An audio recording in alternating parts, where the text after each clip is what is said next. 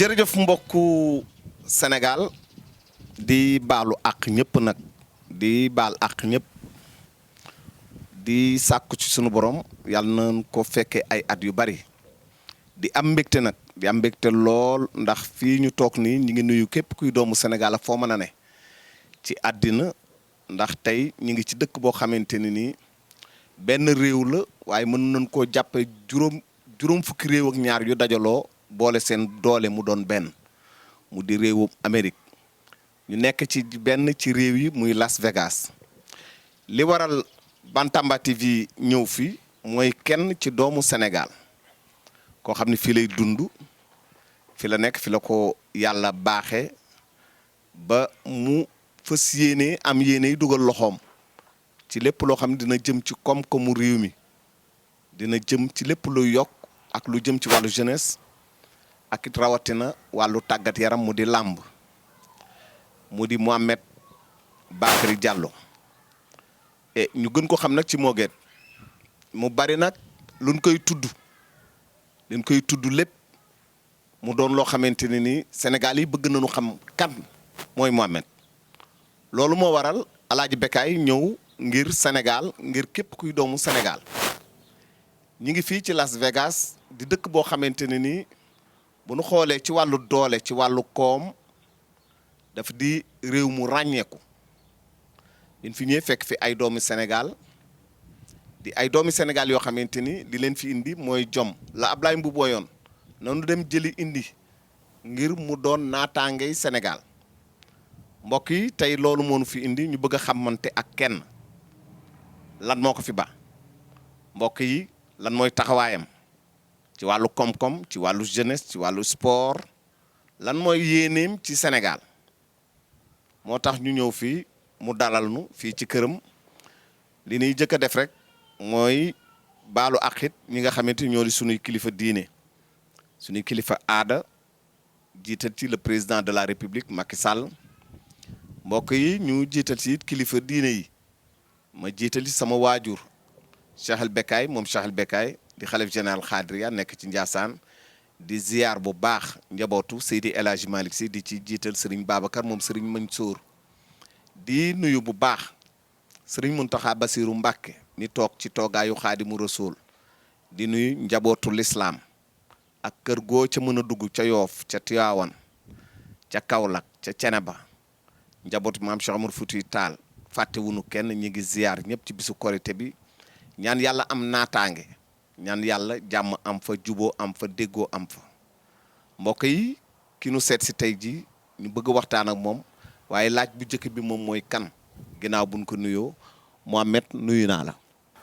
waaw Bécaye kontaan si yow maa ngi nuyu bépp mbokk sénégalais di nuyu suñu kilifa diine yi di nuyu kilifa aada yi di nuyu bépp jeune bi bokk ci rassemblement libéral sénégalais maa ngi baal ñëpp di baalu ñëpp ak di ñaanal ñëpp di gërëm samay waajur di nuyu sama soxna te di ñaanal samay doom kontaan naa. bu ma la laajee kan mooy Mohamed fan la juddoo fan la dëkk fan la fekk baax fan la jànge loo may wax.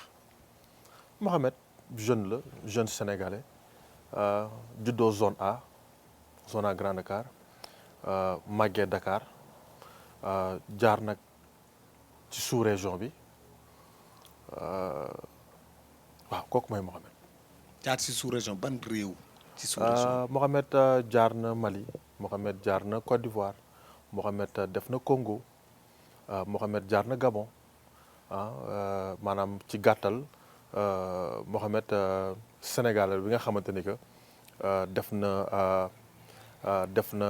dund na ci sous-région yi lu bëri noonu laa ko mën a tënkee. mën na ne sous-région yi da nga ci am ay parents da nga ci am ay xarit liggéey la fa yóbbu lu la fa yóbbu sous-région bi Mali par exemple. waaw Mali par exemple sooy xool sax sama bac sax fa laa ko amee parce que sama waajur bu góor bon Mali la gën a féete donc tout le temps dama doon dem Mali maanaam su ma defee fii C1 année prochaine Mali laa koy jàngee année prochaine bu si topp tamit Sénégal laa koy jàngee di def ay va-et-vient. say parents ay diplomate lañu wala dañ fa doon liggéey. waaw sama waajur bu góor nag mi ngi avocat la avocat mi ngi doon nekk avocat de l'État du Mali fa la féete woon donc loolu moo tax ma doon def routine bi. routine def diggante Bamako Dakar. ban année nga dugg États-Unis. États-Unis bi may dugg États-Unis j'étais un peu plus jeune waaye année buy compter ci man mooy bi may am je pense à l'âge de 19 ans. nga dugg États-Unis. waaw l'âge de 19 ans 18 ans. nga dugg États-Unis. pas dugg États-Unis waaye âge boobu mooy compter ci man parce que âge boobu noonu si laa commencé léegi nag xam liggéey âge boobu si laa commencé dugg sama buntu jeunesse. à 19 ans da ngaa teel a liggéey donc. waaw bien sûr sooy xool lu baax bitim réew système bi nu muy doxalee da ngay liggéey di jàngi même sax plus jeune am ñoo xamante ne plus jeune dañuy commencé liggéey à l'âge de 18 ans système bi moom moo tëree noonu. lan moo indi turu moo geet lan la moo geet. moo géet. tur bi li ko indi bëri na tur bi li ko indi bëri na xam nga sooy ndugg moom bëgg togg bu saf il faut que ndugg bi mët moo géej li ko indi bëri na moo géej li ko indi bëri na. wax ma ci benn xam nga géej maanaam géej ci anglais mooy buntu. waaye gate en général du nekk benn buntu kese bi ngay tëj ñaari buntu yuy tijjeeku lay doon loolu mooy gate waaw. sa relation ak doomu Sénégal yi nekk fii lan la aux États-Unis. relation bu sincère relation bu baax. nekk jeune comme ñoom di liggéey comme ñoom di leen remercier tamit jeunes yi nekk États-Unis yi nga xamante ne que ñu ngi liggéey di jàppale seen i waajur di jàppale Sénégal parce que sooy xool bu baax la majorité des immigrants yi ñëw fii nii dañuy ñëw ñëpp dañuy ñëw maanaam ñu ñëpp dañuy ñëw tumuraansiké dañuy ñëw pour liggéey yóbbuwaat suñu dëkk. waaw ñu gis bi yàlla defee jox la teraanga mu mel ni am na sa teraanga da nga koy dugal ci doomu Sénégal yi nekk ci dëkk bi wala ci étudiant élève wala nangam wala travailleur wala sa relation ak ñooñu laa bëgg a wax ak kilifa diine parce que fii tam am na kër Serigne Touba am na kër El Hadj Malick kër Baye Niass naka nga demee ak ñoom. demee bu sincère mais balaa ñoo dugg ci catégorie boobu noonu élèves yi nga wax xam nga tey man nekkoon naa élève avant te nekk élève bitim réew dafa metti amul benn support system amul benn système bi nga xamante ni que moo lay jàppale à part que yaa nar a liggéey ba pare fay say études étudiants yi ci bëri yi nekk États-Unis fii nii dañuy liggéey di jàng c'est-à-dire mën nga da ngay jàng journée bi liggéey guddi si. amuñu benn support system bi nga xamante ne que mi ngi leen di jàppale bon si suñu ONG ñu jaarale ko foofu noonu ñii si quelques étudiants yi jàppale leen fayal leen seen semestre. nga leen di jàppale si ONG la parti la lan la. ONG. est-ce que sa relation ak autorité officielle yi nekk fii teewal Sénégal. naka la tëddee. relation bi professionnelle saa yu may def événement wala saa yu ñuy def événement lépp dañ leen di invité dañ leen di parce que tamit ñoom ñooy suñuy kilifa ci réew bi ñoom ñoo fi taxawal Sénégalais yi donte nag mën nañu nekk indépendamment xool li nga xamante ne que bëgg nañ ko liggéey ñu liggéey ko waaye tëwul ni que tamit institution yi nga xamante ni que ñoom ñooy jàppale Sénégalais yi ñoom ñoo fi nekk donc relation bu simple bu professionnel. moo gën dafa am ay relation ak ay autorités américaines yoo xam dañu nekk ci finance bi wala dañu nekk ci politique bi ay kilifa yu nekk ci réew mi nga seq ak ñoom wàllu liggéey wala dara. mais bien sûr xam nga tey business bi nga nekk di nga am ay xarit di nga am ay xarit yi nga xamante ne que relation professionnelle moo ko lal. loolu noonu mënul ñàkk. dafa am ñu nekk sa ginnaaw. nekk sama ginnaaw. ci côté finance ci côté politique fii aux États-Unis non kenn nekkul sama ginnaaw ci côté politique wala finance. déedéet. lan mooy doole Mo Gates lu ko secret am lan la. secret Mo Gates. waaw. wax loo xam def loo xam soo tëddee nelaw. wax loo xam. def loo xam soo tëddee nelaw. soo tëddee nelaw. waaw. may gis souvent bari na ngay jël ay doomu Sénégal di leen indi fii artiste sportif pour la sa relation ak milieu jeunesse boobu showbiz bi. su ma amee événement culturel nekk sénégalais dafa nekk yoon ma invité ay sénégalais mënuma am fii événement nekk sénégalais invité ay namibien wala ay congolais loolu mënta ne ay sénégalais laay invité ci biir sénégalais yi nag am na ñi nga xamante ni que woykat lañu am na ñi nga xamante ni que ñu ngi ci showbiz bi am na ñi nga xamante ni que ay sportif lañu donc dafa nekk yoon ma partager loolu maanaam culture bi ak samay mbokk sénégalais. fortune Mo Gates wala fortune ONG bi nga yore naka la dikkee. pas fortune ONG jàppale la. loolu fortune nekk fa. fortune ñun dañuy liggéey teel a liggéey may am 19 ans nekk ma woon ci jotaay di naan caay dama doon liggéey guddi ak bëccëg des fois ma am ñaari liggéey des fois ma am ba ñetti liggéey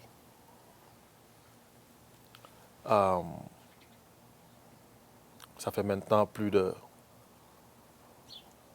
11 ans maintenant maa ngi liggéey plus de 11 ans maa ngi liggéey donc teraangay Mo Gates ci liggéey la sokkee ko. mais da nga ko bëgg a partager pourquoi.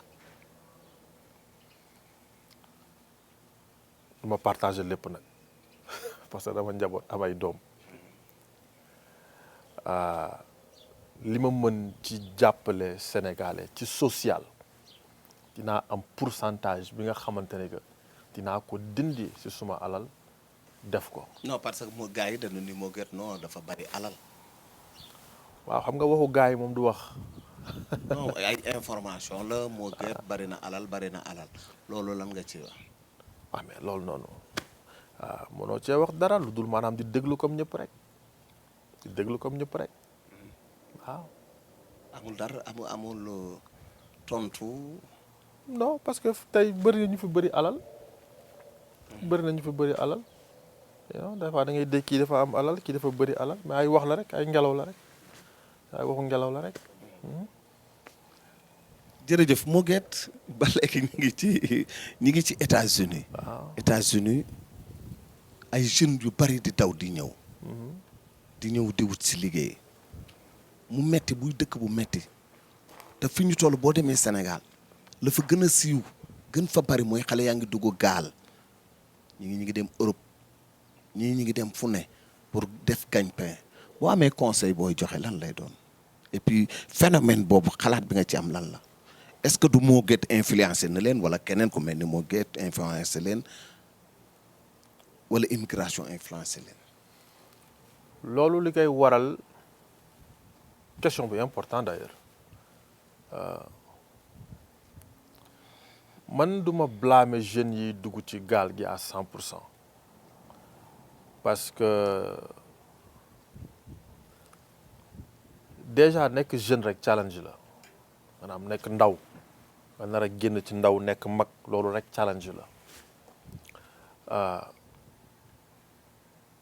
bu ñu fàtte ni que nous sommes dans un pays pauvre maanaam nous sommes dans un pays riche mais en même temps tamit pauvre c'est-à-dire dëkk bi am na alal waaye dëkk bi metti na c'est normal psychologiquement c'est normal que ab jeune par exemple nekk Parcelles gis benn moo gis ci internet bi wala gis beneen footballeur ci internet bi yàlla defal ko ay teraanga muy roy ci loolu bay bëgg génn psychologiquement ça c'est normal mais nag pauvreté dafa am fu muy yegg dafa am fu muy toll dafay dem ba dafay jouer psychologiquement sa xel nit dafa am fi ngay toll da ngay sës dina dem ba bëgg jël gaal risqué xaru la wala du xaru. risque laa ko tuddee risque. parce que am na ñu jël gaal gi yegg am na ñu jël gaal gi yegguñu risque la du ma ko d'accorduma ci nag waaye comprendre naa leen d'accord ci. déedéet d'accorduma ci gaal gi waaye nag comprendre naa leen pas que seulement d'accorduma ci dama leen di blâmer ñoom ñëpp parce que comprendre naa leen comprendre naa lu tax ba ñu jël gaal gi. bu ñu ñëwee ci wàllu politique da ngay politique. maa ngi ci politique bi comme sénégalais yu bëri yi nekk ci politique bi comme ay jeunes yu bëri yi nekk ci politique bi comme tout le monde. nan ngay politiquer. li may politiquer si Ndaka Bécaye. sa politique lan la. politique de changement ambition bi nga am ci politique. politique de changement la. politique autrement la. politique bi nga xamante ne que jëf la ba pare soog a politique nekkul ci ay wax kase. ñuy jëf politique jëf genre politique boobu ñun la ñuy def. politique jëf mooy lan. politique jëf mooy liggéey. politique jëf mooy politique bi nga xamante ni que tey jii di Bécaye du ma ñëw rek di la promettre ay mbir ne la tey naa ñëw changer la sa quartier ci ay wax pour nga votel ma non dañ koy jëfee ba pare nga soog kaa gis. lekk balaa nga kaa jënd da nga koy mos mu neex oto bu bees balaa nga kaa dawal foog nga jël balaa kaa jënd foog nga dawal ko essayer ko il faut que population bi di essayer politiciens yi di leen di mos di xool nu ñu mëne yan façon nit nañu pas seulement ci ay discours genre politique boobu la ñuy def politique gu jëf. boo bëggee politique gu jëf est-ce que ban ambition nga am ci la jeunesse parce que wax naa ko léegi dugg nañu ci xale yi ni ñu sonne ba tax ñuy jël gaal dem yow nga par exemple nga bëgg a def politique gu jeunesse politique gu jëf soo ko wax loolu ci lan nga leen di woo. ci liggéey. lan nga bëgg a liggéeyee Sénégal yow par exemple lan ngay woo doomu Sénégal pour ñu liggéey ci mbay ci napp ci lan. xam nga réew dafa bëri branche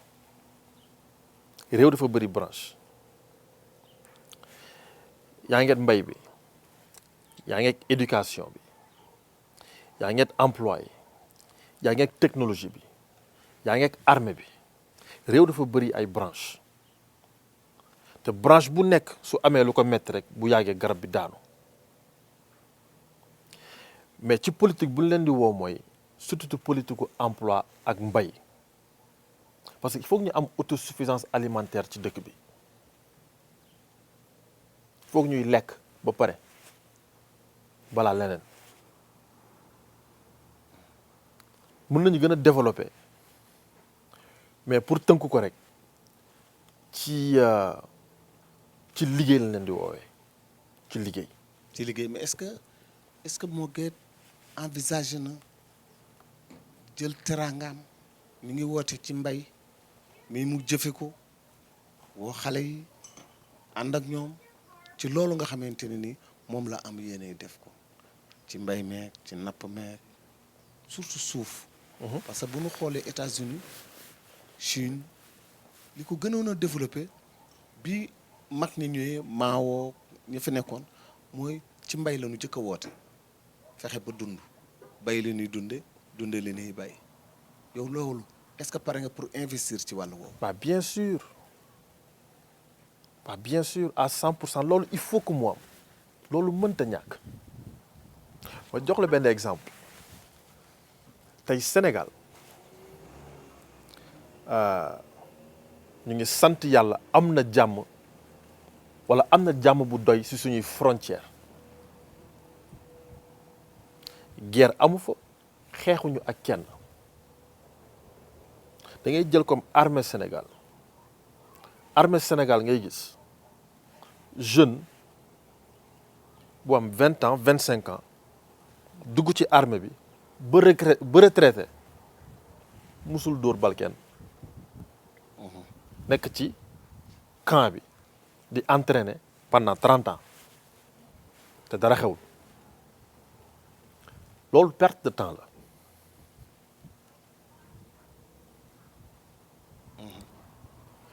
tey jeunes yi nekk ci armée bi mënoon nañ leen jël caser leen ci yeneen domaine ñi xarañ ci technologie ñu yóbbu leen ci technologie ñi xarañ ci bay ñu yóbbu leen ci bay ñi xarañ ci yeneen domaine yóbbu leen ci yeneen domaine c'est une perte de temps nga jël benn jeune bi nga xamante ni que il a 21 ans 22 ans soit mu nekk caporal capitaine di dem pendant toute une vie pendant 30 ans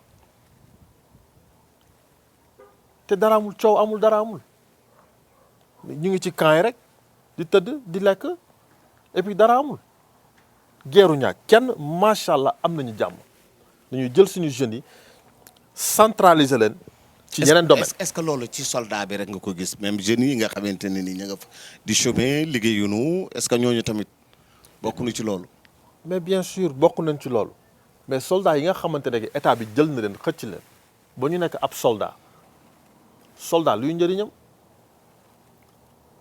mooy protéger guerre su amee ñu défendre ñu d'accord naa ci nekk soldat tey soo jëlee France jeunes yi dañuy dem def formation militaire mais tëwul ni que dañuy continuer seen processus seen éducation bés bu coow amee nag ñu woowaat si leen c'est pas normal ngay jël benn jeune 21 22 ans tëj ko ci ab camp pendant 25 ans te liggéeyam dëgg def ko. war na ko booleeg beneen métier bu muy liggéey. beneen métier bu muy liggéey.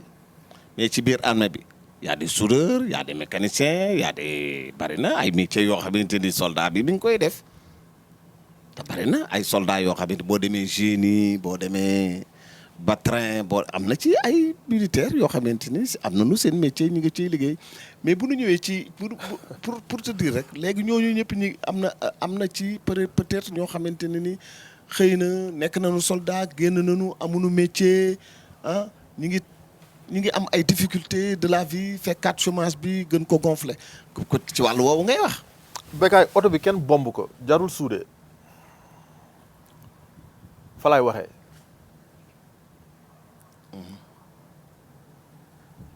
c'est-à-dire que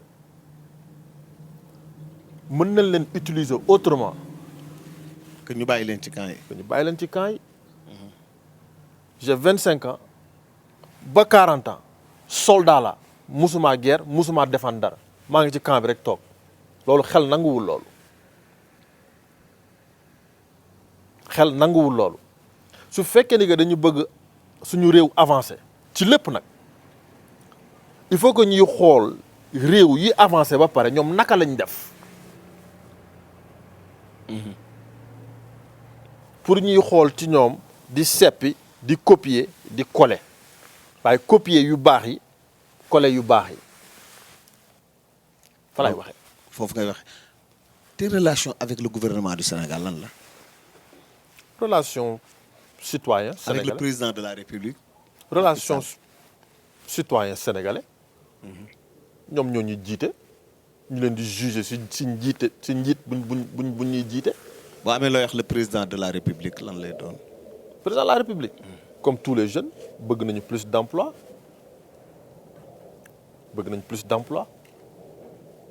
foofu laa ko tënk. parce que jeune la.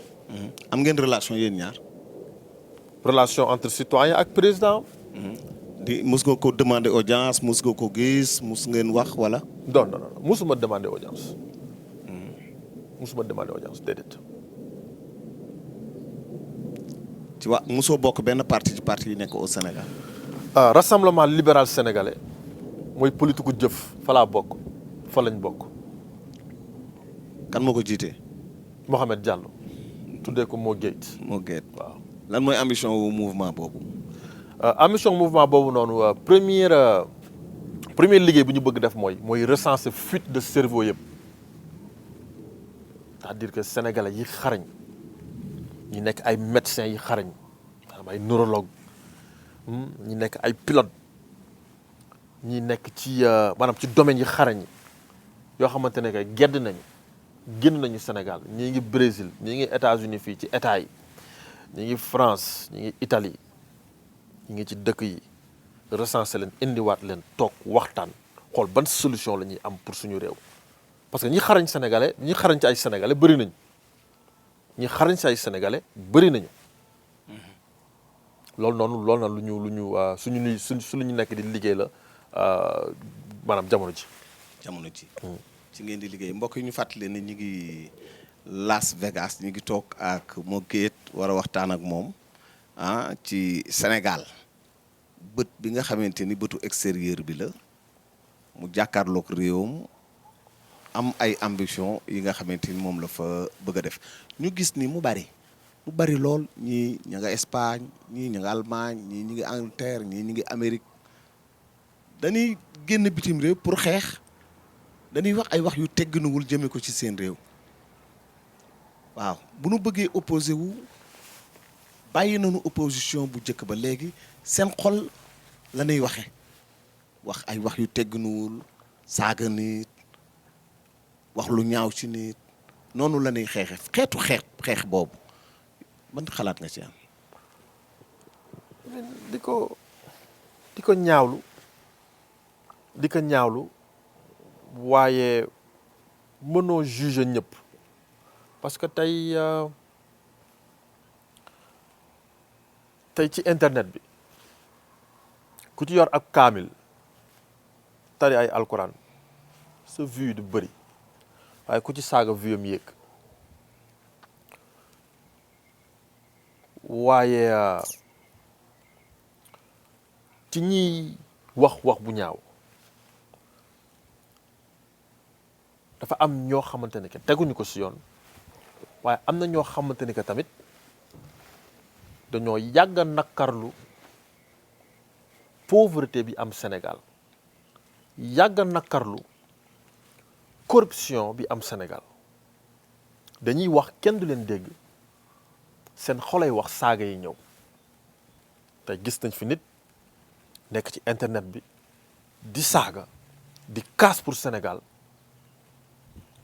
waaye bi mu demee ba nit ñi commencé koo déglu mu bàyyi saaga yi comme ni ma la waxee au début nit porteur de voix yi dañuy wax kenn du leen déglu ñu mer ci loolu noonu saaga yi ñëw. raison la. mënuma wax raison la waaye comprendre naa leen d'accord uma ci mais comprendre naa lu tax parce que maa ngi seetaan mais mënuma leen blâmer ñoom ñëpp. noonu nga waxee diaspora bi sénégalais yi ci nekk nga xalaat ni seen mouvement war na leen a dajale ñu doon ay borom xam-xam war a jëriñ seen réew est-ce que ñooñu di wax yu tegginuwul di ko jëme ci ay kilifa di ko jëme ci ay nit est-ce que ñooñu aussi bokk na ci ñun war a récupérer boole leen ci mouvement parce que ñu ci bëri c'est vrai que ñu ngi bitim réew ñu ngi wax yu tegginuwul mais ñu ci bëri dañuy liggéey dañuy jàng am nañu diplôme ñu ci bëri ci ñooñu te am nañu lu war a mën a servir seen réew est-ce que du yoon ñu dajaloo xeex bi ñu xeexandoo ko mu doon xeex boo xam ne du xeexu saaga du xeexu wax yu ñaaw la mais xeexu idée la parce que boo gisee ma wax la loolu yaa ko wax léegi nee nga boo toggee ci YouTube internet bi boo saaga am vue boo waxee lu baax doo am vue dañu dem ba léegi jeunesse bi est-ce que narunu doon jeunesse boo xamante ne ni li ñuy gën a ràññee ci ñoom rek mooy wax bu insolence wax bu ñaaw la ñuy gën a dégg est-ce que loolu baax na ci jeunesse. non baaxul ci jeunesse ñow tey dama lay jox exemple def naa discours New York jàppale ay étudiants jàppale kër diine yi dépenser plus de 2 millions de dollars ci ay sénégalais en tant que sénégalais ak sénégalais loolu lu baax la. mais le lendemain gis naa ne que nit ñi di ma xalab. di la wax yu ñaaw. di wax yu ñaaw parce que loolu mooy maye ay vues d'accord ma ci mais comprendre naa système bi parce que tamit ay jeunes lañu ñëpp dañuy utiliser internet dañuy utiliser suñuy téléphone. te pourtant li nga def lu positif la. waaw lu positif la waaye lu positif mayewul vue. voilà dégradation boobu am ci mœurs yi. dégradation boobu. est-ce que mën na yóbbu est-ce que du tubaab bi moo nu nax jox na jumtukaayam ñu koy utiliser ci beneen façon. tubaab bi daf ñu jox loo xamante ne tudd internet ba pare ne pour tout le monde pour ñëpp nag mooy ñi baax ñi bon ñi yàq ñiy defar. loolu internet la. waaw internet mën nay liggéey waaye mën nay tamit yàq. outil bi nga xamante ne que noonu lay doxee. mën nay liggéey waaye mën nay yàq. mais lu gën a am importance si jeunes yi nekk diaspora bi man li ma concerné man en tant que jeunes yi nekk diaspora da ngay gis par exemple jeune bi nga xamante ne que à l'âge de 15 ans à l'âge de peut-être même 10 ans lay dugg États-Unis donc de 10 ans à 21 ans ndawam fii la ko def waaye doomu sénégalais la donc mentalité bi dafay changer tuuti waaye ba léegi biir Amérique wala biir Europe du européen wala du américain à 100% parce que américains yi fii maanaam africain lañ ñuy xoolee mais ñun suñu demee Sénégal sénégalais yi fa nekk dañuy jàppee comme tubaab nga ñëw làkk France ñu la tubaab nga wala nga làkk anglais ñoo liggéey kii américain la. waaw c'est-à-dire que doo am fii doo am fee. dañ la rejeté fële. rejeté la sa réew. rejeté la sa réew. léegi da ngay nekk ci digg bi léegi ci digg boobu noonu nag dafa am ay jeunes yu xarañ yu bëri yi nga xamante ne que. ñi ngi ci digg boobu noonu. amuñu fii amuñu fee ñooñu il faut que ñu récupérer leen parce que ay doomu sénégalais lañu. c'est normal que mentalité bi changé c'est normal que doxin bi waxin bi du niroo. ñu am beneen culture. du niroo te da ngay gis sax ku nekk Ziguinchor ak ku nekk Dakar ni ñuy waxee bokkul. ku nekk Louga ak ku nekk Matam ni ñuy waxee bokkul waaye ñëpp ay sénégalais lañu parce que mentalité yi moo bokkul parce que ku nekk ak ñi nga yaroo la ak sa àdduna lu ci bokk ak lu ci bokkul. donc ci tënk jeunes yooyu noonu il faut que ñu récupérer la parce que am na ñu ci xarañ yoo xamante ne que Sénégal soxla na leen. loo leen di wax. lu ma leen di wax mooy ñu gën a góorgóorlu te tamit sénégalais yi ubbil ñu buntu yi parce que ñun tamit ay sénégalais lañu lu ñu nekk Amérique lu ñu nekk France wala Italie ay sénégalais lañu. il faut que tamit ñu bàyyi ñu liggéey xëy na génn nañu am nañu benn mentalité bu différent wala am nañu doxin bu xaw a différent waaye ñoom gaal bu ñuy jël pour dem Europe fu ñuy roy fu ñu bëgg dem ñun fa lañ nekk fa lañ jóge bëgg dellu suñu réew donc il faut que balaa ñoo xool tubaab yi nañ ñu xool ñun ba pare ñoo ñëkk génn ñoo ñëkk gis te ñu ngi indi foog ñu bàyyi ñu indi waaye nag ci kaw indi bi ñuy seppi di indi lu baax yi bàyyi fi yu bon yi il faut que ñu bàyyi doomu Sénégal yooyu noonu liggéey. man je parle pour moi ak tamit pour bépp jeune bi nga xamante ne parce que jeunes yi dama ciy gis sama bopp. dama ciy gis sama bopp. jërëjëf ñu dugg ci tàggat yaram. moo gën day tëgg làmb loola booleeg làmb. làmb mooy faw dëkk bi may sénégalais di bëgg làmb donc dafa nekk yoon ma bokk ci faw dëkk bi. nga bokk ci foofu waaw nga bokk ci foofu dëkk bi. mais nga tëgg làmb lan moo tax nga tëgg làmb am na lu tax nga tëgg làmb. li ma tëgg làmb kay wax naa la ko bëgg làmb nekk amateur nekk sénégalais. waaw explique nous. waaw nga xam parce que kenn dañ la xëy rek dégg la ci làmb explique toi. waaw bëgg làmb. waaw nekk jeune. kañ nga bëgg làmb. bi may bëgg làmb comme jeune yëpp. Bécaye samay 100 francs yàgg na dugg sunu làmb waaw. yàgg naa wàcc école xam na ni que mbëri dañuy ñëw 1 heure de temps après. seetaan. dañoo yàgg bëgg làmb. di dem làmb. di dem stade Demba Diop stade Iba Mar Diop. seetaan Mbapat. Adrien Senghor. yooyu yëpp def nañ ko. kon ni ma la waxee rek mooy faw dëkk bi. foo ko ñu def ci suñu loxo. moo tax nga tëgg. waaw en tant que amateur. sa relation ak mbër. mbër yi samay xarit lañu ñu bëri nag samay xarit lañu. relation bu sincère relation bu digne. explique-nous le 22 août nga bëgg ci tëgg làmb. nga wax nu événement boobu lan nga ci xalaat ban ambition nga ci am. di invité ñëpp bépp amateuru làmb di wax mbër yi ñu pare di wax seen gox yi nekk pare seen supporters yi pare ñu di ñaan commencé ko ci jàmm ba pare ko ci jàmm. est-ce que làmb am na loo ci bëgg a yokk ci ak ci naka. mais bien sûr xam nga tey jeune bu nekk dafay ñëw porter pierre am ci édifice bi.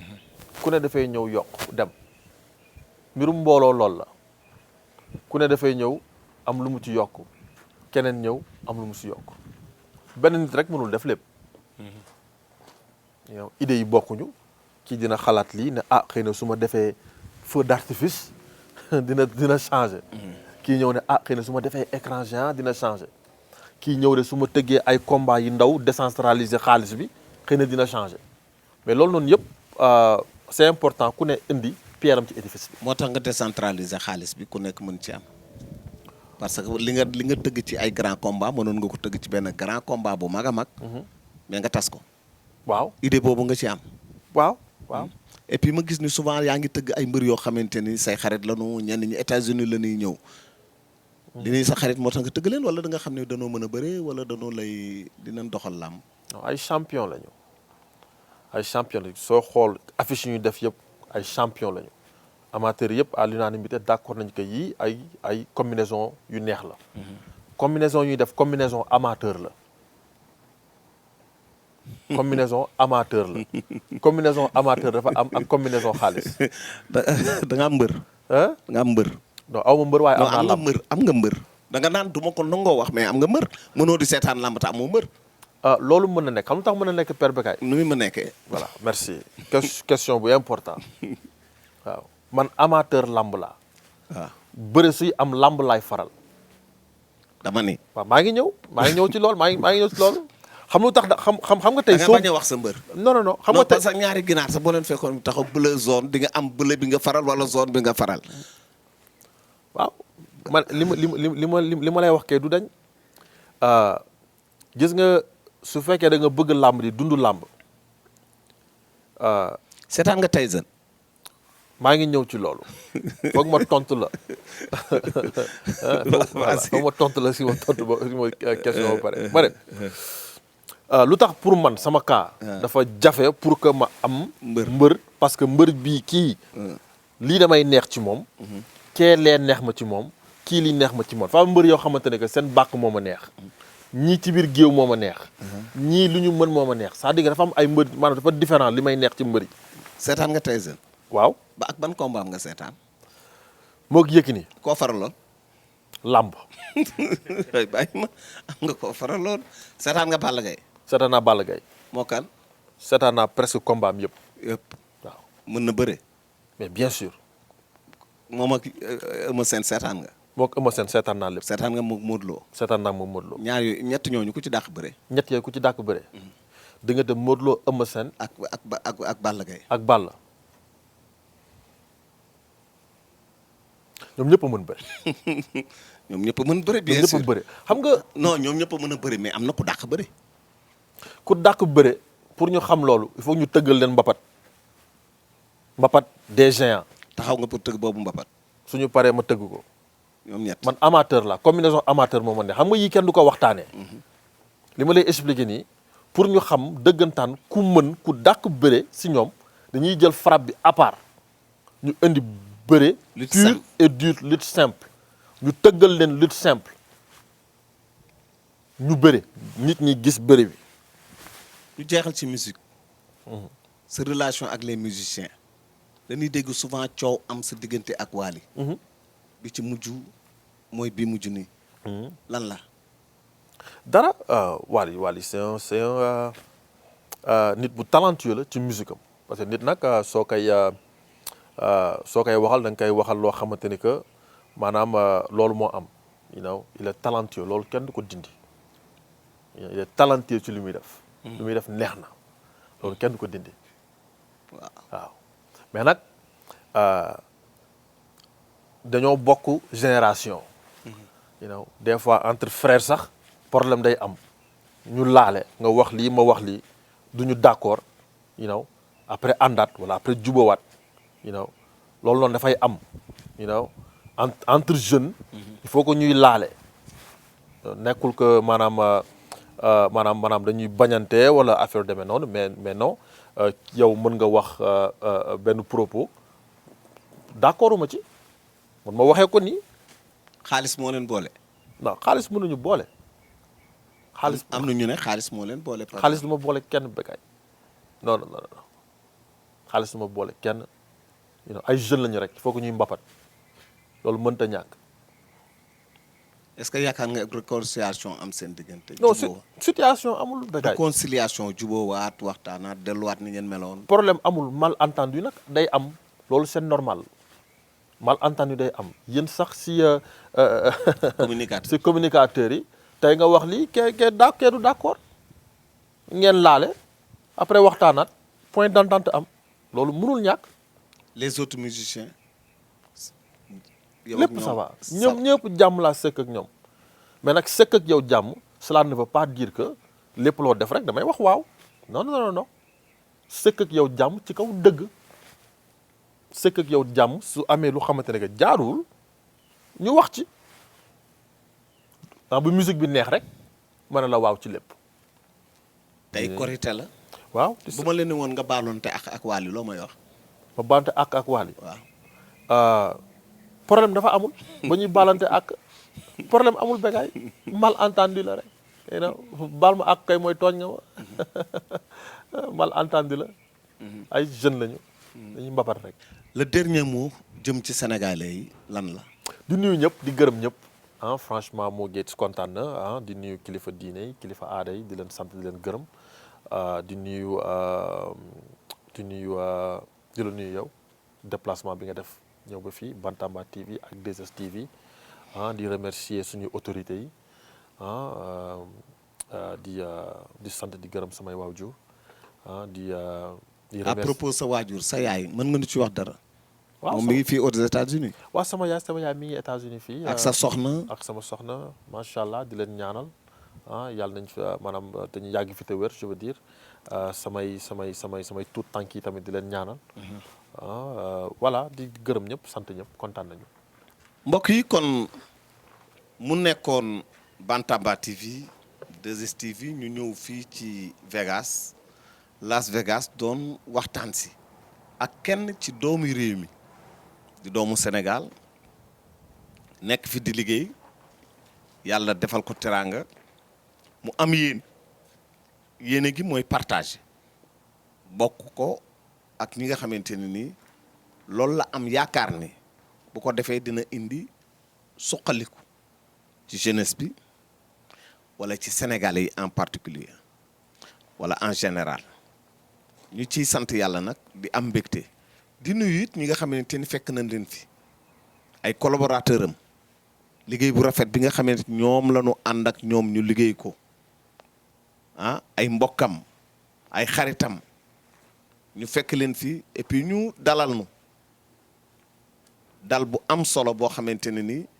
teraanga la gun jële Sénégal parce que am na loo xamante ni boo ko yóbbaalee ak foo mën a dem foo mën a ne du tàggaliko ak yow mooy teraanga bi nga xamante ni moom la ñu xamee Sénégal moom la ñu tudde sunu tourisme moom la ñu tudde sunu lépp ñu am ci mbégte lool di sant yàlla di julli ci yonent bi di gërëm it moyens yi nga xamante ne nii liggéeyee nañ ko ay moyens yu am solo ñu fekk fi un grand caméraman muy Sina ku fi ñëw homme politique ci wàllu diine ci wàllu culture boo fi ñëwee mu doon caméraman boo xamante ni moo lay jàppale sëriñ yi fiy ñëw ak musiciens yi fiy ñëw ak ñëpp ñu fi ñëw ndaxte liggéey na ci télévision yi nekk ci Sénégal ñu ko ciy gërëm di gërëm en particulier Souleymane collaborateur u Moguette la moom it ñu koy gërëm di gërëm tonton di gërëm benn lutteur boo xam du ma tudd turam di gërëm it Alimatu mi nga xamante ne nii tey ci korite gi moom moo def li nga xamante ni nii moom la ñu bànneexoo li mbuubeen yeeg sàmbeen yi war koo gis seen xol di ci sedd ñuy gërëm tonton bu baax moom moo def li nga xamante ni nii moom la ñu bànneexoo li mbuubeen yeeg sàmbeen yi war koo gis seen xol di ci sedd ñuy gërëm tonton bu baax di gërëm it ku baax di xaritam ñu koy wax xaadim ñu fekk ko fi di gërëm Paco xaadim jaxumpa ñuy gërëm bu baax xaadim jaxumpa di xaritam ñu fekk ko fa mu di nit ku baax ñuy gërëm Racine Sénégal la nekk waaye fii la ñëw gane si fi di gërëm Paco Mbay kooku it cousin la ci man ndax Maas Mbay baayam Maas Mbay Papa Ndiaye Roogu Seydou Mbay Papa Dieng wala Alaaji Ablaye Dieng ñoo ñëpp ñoo daan ànd ñu leen di gërëm di leen sant mbokk yi mu nekkoon El Hadj Bécaye Mbaye fii ci Las Vegas pour Bantamba TV jërë ngeen jëf